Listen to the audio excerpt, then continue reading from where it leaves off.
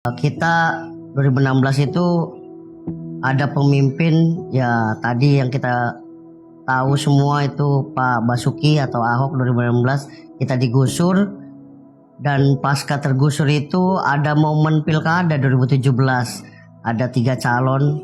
Ya pasti kita ajukan bagaimana nasib kita ke depannya di 2017. Itulah kita ajukan harapan kita dan memilih untuk calon Pak Anies waktu itu 2017. Dan susah payah sih sebenarnya untuk memilih 3 calon tersebut ya, untuk menjadikan impian kita atau berharap kemaslahatan orang banyak kepada pemimpin tersebut pasca tergusur gitu kan 2016. Dan momen itu kita jadikan sebagai pilihan 2017 untuk memilih dan juga berkontrak politik pastinya kepada Pak Anies. 2017 terpilih. Momen yang pertama saya rasakan adalah 100 hari kerja beliau, yaitu menjanjikan tempat tinggal yang layak. Daripada 2016 itu tergusur, kita tinggal di tenda. 2016, 2017 dan awal 2018 kita dibuatkan shelter.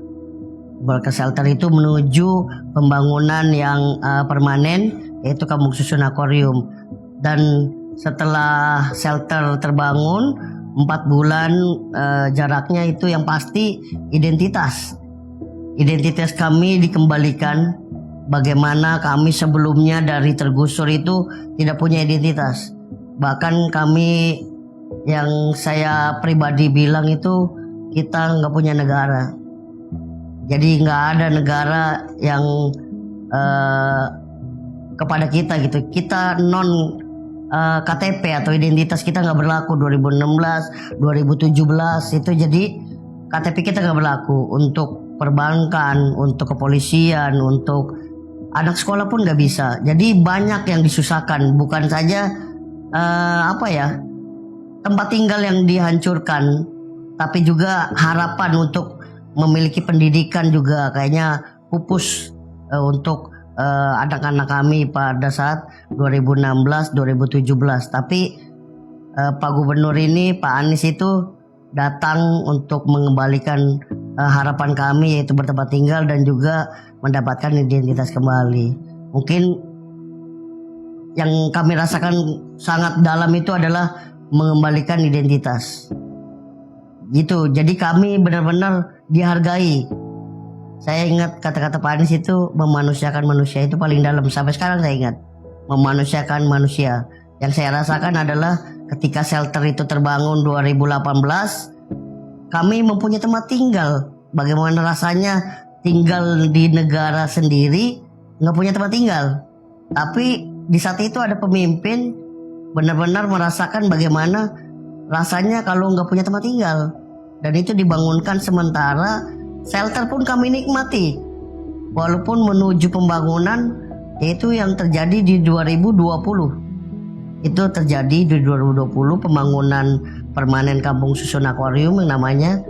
Tapi bahagia banget 2018 itu, kebahagiaan muncul. Selain identitas, rumah tempat tinggal kami sementara yang disebut, ya kalau sebut orang kaya itu nggak layak shelter, tapi kami bahagia. Menuju pembangunan 2020 dan terjadi 2021, 2022, dan kami sekarang sudah ada tempat tinggal dan juga teman-teman yang tergusur sudah kembali. Dan harapannya di 2024 kami full kembali seperti 2016. Kembali warganya seperti 2016, kumpul keluarganya, kumpul kembali juga harapan berpendidikan, ya kan, berkesehatan juga mendapatkan kesehatan yang layak. Jadi intinya kami pengen kumpul kembali. Jadi cerita 2016 itu ya bukan dilupakan, tapi itu adalah sejarah momen Indonesia yang saya bilang gak layak lah negara Indonesia melakukan penggusuran itu. Ya semoga tidak ada lagi penggusuran maupun di Jakarta maupun di mana-mana. Di daerah pun saya nggak setuju adanya penggusuran. Jadi memanusiakan manusia itu yang paling saya rasakan di momen 2018 100 hari kerja Pak Anies Baswedan. Bagaimana rakyat menderita dan didengar oleh pemimpinnya, Sampai sekarang pun ada yang terjadi kan, seperti itu kan. Jadi jangan sampai pemimpin nanti terpilih 2024 semaunya gitu loh. Tapi kalau Pak Anies ini, kami sudah merasakan 5 tahun. Apa keluhan kami maupun tim-tim jaringan kami itu sudah merasakan, dan perubahan-perubahan itu atas kemauan dan juga kolaborasi atas pemimpin dan juga masyarakatnya gitu ya. Jadi perpaduan kolaborasi, nggak ada maunya pemimpin saja gitu loh. Terkait pergub-pergub juga itu yang kami rasakan benar-benar dirasakan oleh masyarakatnya gitu loh. Benar-benar program itu sampai ke masyarakat. Jadi seorang Anies kalau menurut saya mengerti keluhan rakyat, mengerti keluhan warganya khususnya DKI Jakarta. Jadi kalau saya banggakan di DKI Jakarta ya karena terbukti. Jadi pemimpin itu melalui karya-karya. Jadi kalau buat pernyataan percuma. Jadi diungkapkan dengan fakta, yaitu kampung susun akuarium, kampung susun kunir, kampung susun bayam, kampung susun yang ada di Bukit Duri. Jadi itu adalah fakta pemimpin yang benar-benar menciptakan mahakarya. Jadi bukan pernyataan saya buat ini, tapi tidak ada faktanya. Jadi kalau saya bilang pemimpin seorang tokoh Anies Baswedan, saya pribadi sendiri cukup untuk memimpin negara di tahun 2024.